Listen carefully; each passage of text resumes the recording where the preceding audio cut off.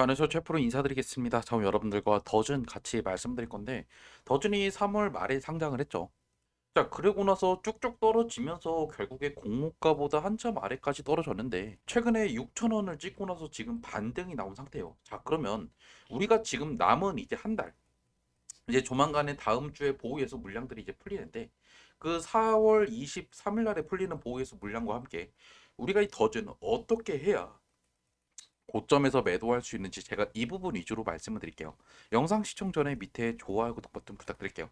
제가 이 기업에 대해서 간단하게 좀 설명을 드리면 지금 은행과 그리고 기업 간의 연결 플랫폼을 하는 VAN이라는 서비스를 제공하는 지금 기업이라고 보시면 되고, 거기서 최근에 지금 주 고객사가 누구죠? 바로 카카오페이예요. 그래서 주 고객사가 카카오페이라는 것도 어느 정도 여러분께서 좀 안다라고 하면 그래도 나름적으로 기반이 있는 회사다라는 거죠.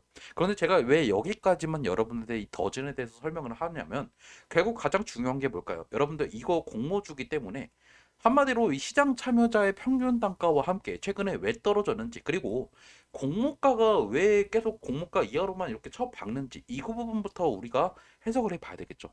자, 그래서 주주 구성을 좀 보여드리면, 일단 상장날에 풀린 물량들은요, 공모 투자자의 물량들, 이 전체 발행량이 10% 정도 되는데 이게 230만 주 정도가 되고요. 자, 그리고 중요한 게 190만 주가 분명히 또 있어요. 이 물량들 때문에 생각보다 최근에 많이 떨어졌다라고 보셔야 된다라는 거예요. 자, 그리고 이제 우리가 풀릴 만한 물량들을 보시면, 이제 KB증권의 물량들이, 엑시트 물량들이 이제 한 달짜리 다다음 주에 정도에 풀리는 물량들이 223만 주가 있고, 그리고 나머지 물량들도 보시면 3개월짜리 해서 지금 또다시 한번 물량들이 하나 풀리고 6개월짜리도 풀리죠. 그래서 결국에 가장 중요한 거는 이 카카오페이가 지금 이렇게 최대 주주로서 5% 이상 주주로서 지금 1년짜리 보호예수가 걸려 있다는 것도 확인할 수가 있고, 나머지 전체 발행량 60%는 대표의 지분이에요. 그래서 결국에 이 물량들은 락업이 생각보다 오랫동안 돼 있기 때문에 전체적으로 이 종목은 좀 품절주라고 볼 수도 있죠. 자, 그런데 우리가 알아야 되는 게 있어요. 그러면 이 기타 기존 주주들은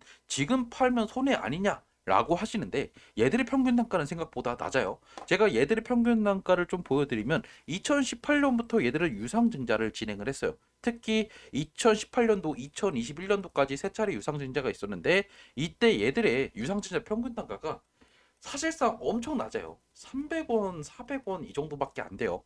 자, 그리고 나서 또 하나가 있는데, 나머지 기존 주주들은 또 주식을 또 획득한 방법이 바로 스톡 옵션이에요. 스톡 옵션으로 얘들이 행사했던 가격이 1,400원 정도가 된다라는 거죠.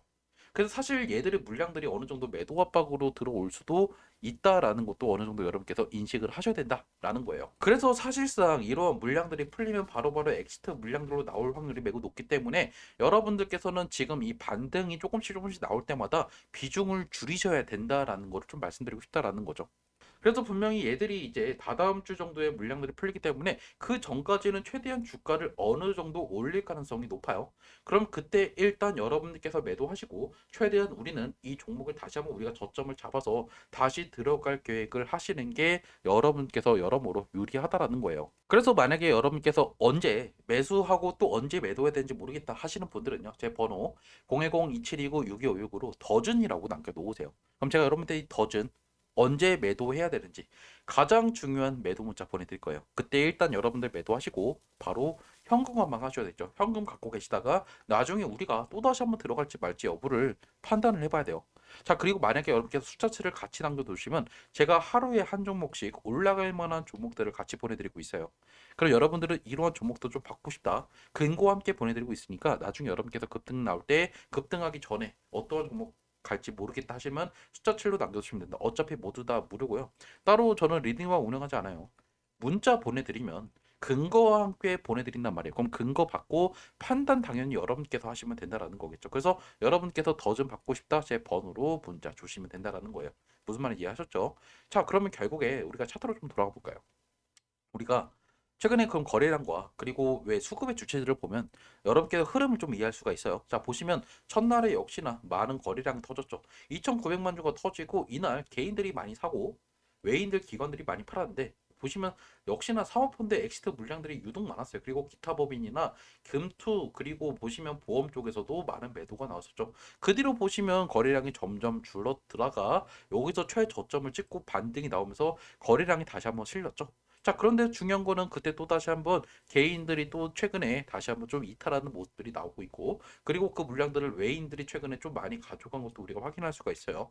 자, 그럼 우리가 창고별로 보면 가장 중요한 한투 물량들을 우리가 좀 봐야 되겠죠. 한투가 첫날에 많은 매도가 나왔고, 역시나 미래에스 또 기존 창고기 때문에 가장 많은 매도가 나왔어요. 이날 결국에 키움이 그 물량들을 다 가져갔죠. 자, 근데 이 친구들의 물량들 추이를 보면요, 지속적으로 얘들이 최근에는 매도하지 않아요. 그리고 한투에서는 최근에 지금 지속적으로 급등이 나올 때마다 매도 물량들이 약간 나오지만 오늘은 매도하지 않았다라는 거죠. 그럼 어느 정도 얘들의 매도 물량들은 지금은 조금 소화가 다 끝났다라는 거를 우리가 알 수가 있고, 그리고 보시면 유독 최근에 오히려 키움에서 많은 매도가 나오고 있어요. 특히 4월 7일 날에 키움이 가장 많이 매수를 했죠. 이날 급등이 나오면서 물량들을 싹 다 가져갔어요. 개인들이 가져갔고, 그런데 중요한 거는 그 물량들을 가져갔다가 다시 한번 뱉고 있다라는 거예요. 개인들은 더 이상 못 버티니까.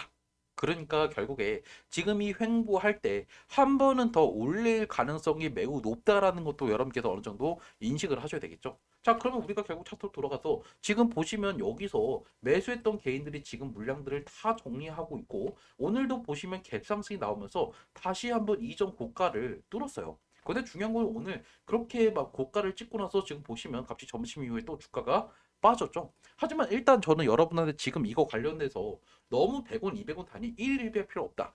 어차피 얘들이 일단 다다음 주에 보호해서 물량들 해제되기 직전에 한 번 또 주가를 올리면서 어느 정도 공모가 수준까지는 올릴 거다라고 보고 있는 거죠.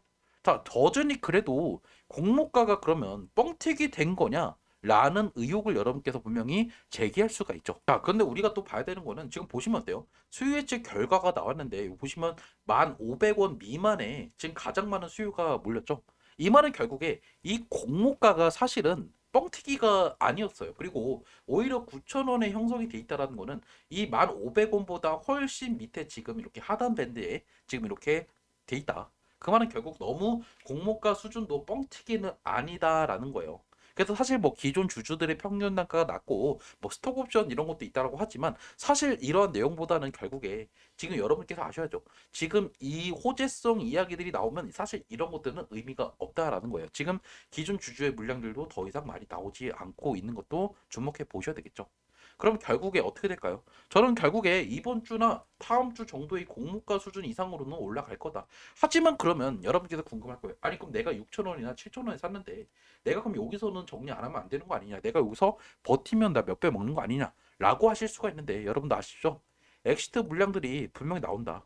제가 말씀드렸던 게 뭐냐면 공모 주체 중에 VC 사모펀드의 물량들, 기관들의 평균 단가가 낮으면요, 얘들은 무조건적으로 투자 자금을 회수하기 위해서 엑시트를 할 수밖에 없다라는 거예요.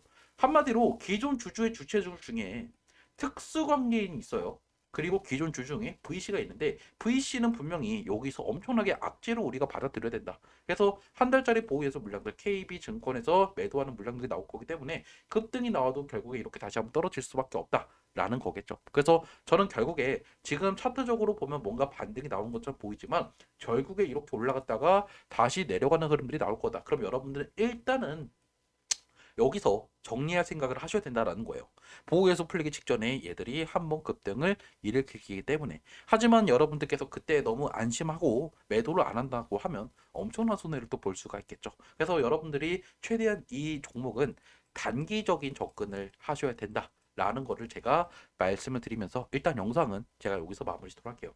만약에 여러분께서 언제 매도할지 궁금하다. 그리고 나중에 더즌 다시 한번 매수 타이밍 좀 알고 싶다. 하시는 분들은 문자 주세요. 제 핸드폰 010-2729-6569로 더준이라고 남겨놓으세요.